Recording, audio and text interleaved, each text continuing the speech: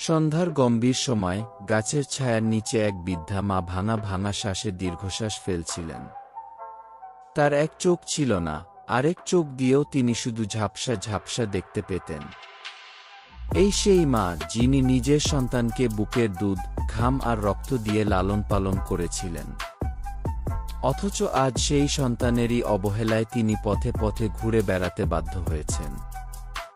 যে ছেলেকে তিনি বুকে চেপে মানুষ করেছিলেন সেই আজ তার জান্নাত কেড়ে নিয়েছে। অসহায় বৃদ্ধা এক গাছের তলায় ভয় সেধিয়ে বসেছিলেন। হাতে ছিল দুধভরা এক ছোট বোতল, কোনো পথিক দয়া করে দিয়ে গিয়েছিল। ক্ষুধায় কাতর হয়ে যখন তিনি বোতলের ঢাকনা খুলে এক চুমুক খেতে যাচ্ছিলেন, তখনই হঠাৎ ঝোপের ভেতর থেকে অদ্ভুত শব্দ আসতে লাগল। মায়ের বুক কেঁপে উঠল। সামনে দেখলেন একটি সাপ রক্তাক্ত শরীর নিয়ে তার দিকে এগিয়ে আসছে। পেছনে পেছনে এক বিন বাজানো সাপুরে। কিন্তু আল্লাহর ফয়সালা এমনই ছিল যে সাপটি সাপুরের হাত থেকে বাঁচতে পালিয়ে এসে বৃদ্ধার ছেঁড়া আঁচলে লুকিয়ে পড়ল। বৃদ্ধার বুক দুলে উঠল, ভয়ে গা কাঁপতে লাগল। কিন্তু তখনই সাপটি মানুষের মতো কথা বলল, আম্মা, ভয় পাবেন না, আমি আপনাকে কোনো ক্ষতি করব না। আমি আহত, আমার শত্রু পিছু নিয়েছে, আমাকে আশ্রয় দিন। মা বিস্মিত হয়ে গেলেন। সাপ কথা বলছে, তবুও তার মমতাময় হৃদয় গলল। চোখ দিয়ে টলমল করে জল গড়িয়ে পড়ল। কাপা হাতে তিনি নিজের পুরনো ওড়নায় সাপটিকে জড়িয়ে রাখলেন।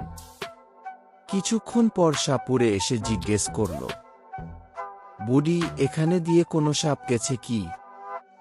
মা কাপা গলায় বললেন, না বাবা, আমি কোনো সাপ দেখিনি গি। সাপুরে চলে গেল।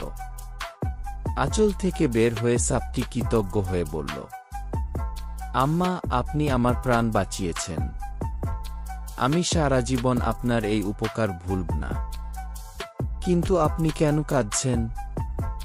বলুন তো, আমি কিভাবে আপনার সাহায্য করতে পারি? বৃদ্ধার বুক ফেটে কান্না এলো। তিনি বলতে শুরু করলেন নিজের দুঃখের কাহিনী। একদিন আমি অসুস্থ হয়ে পড়লাম। জ্বরে কাতর হয়ে শুয়েছিলাম। ছেলের অপেক্ষায় রইলাম, সে আসবে, ওষুধ দেবে।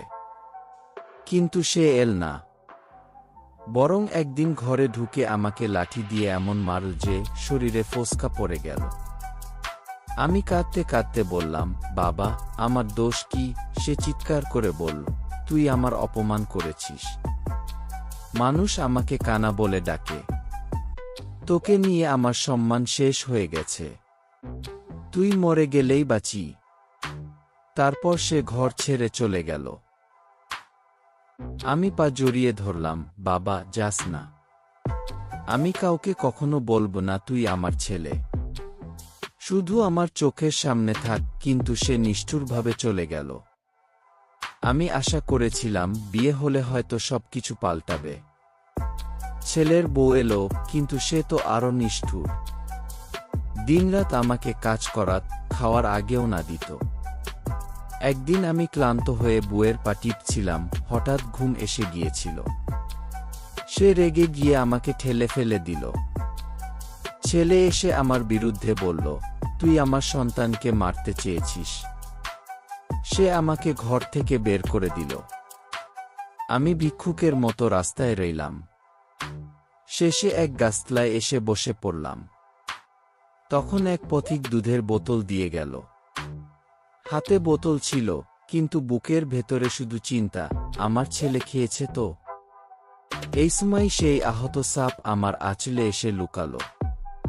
আমি তাকে আশ্রয় দিলাম, দুধ খাইয়ে দিলাম। সাপ বলল, আম্মা, আজ থেকে আমি আপনার ছেলে।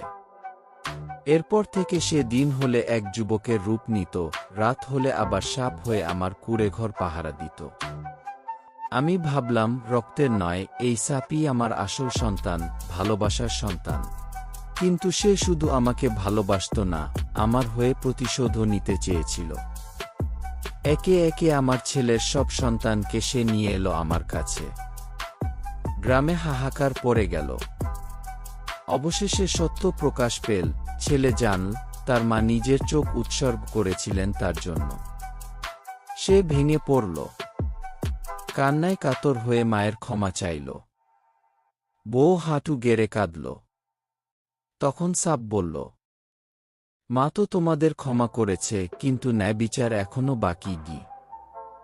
অবশেষে মা দরজা খুললেন। 5টি নাতি দৌড়ে এসে মায়ের গলায় ঝাঁপিয়ে পড়ল।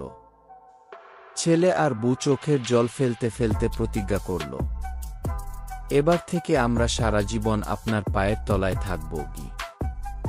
সাপ দূর থেকে তাকিয়ে বলল, যদি প্রতিজ্ঞা ভঙ্গ কর, তবে আমি আবার ফিরে আসব গে।